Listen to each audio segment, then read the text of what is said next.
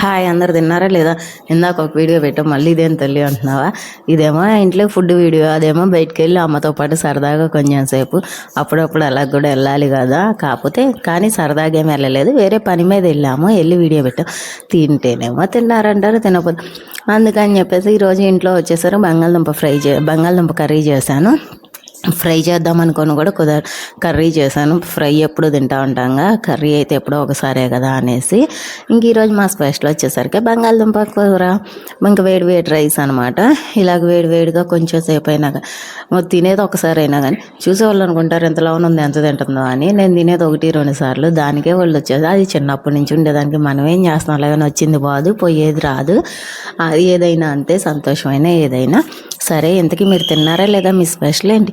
చూస్తున్నారు కానీ కొంచెం సపోర్ట్ చేయండి అబ్బా. మీరు సపోర్ట్ చేస్తేనే కదా, కొంచెం తినే వీడియోలు పెడితేనే ఎప్పుడు తినేయే పెడతారా అంటారు. సరే ఏదైనా పెడితేనేమో ఎప్పుడు అయ్యాను, ఏం చేయాలో తెలియట్లేదు అబ్బా. సోషల్ మీడియా అంటే అంతేనేమో మరి. సర్లే, bye, see you, like and subscribe.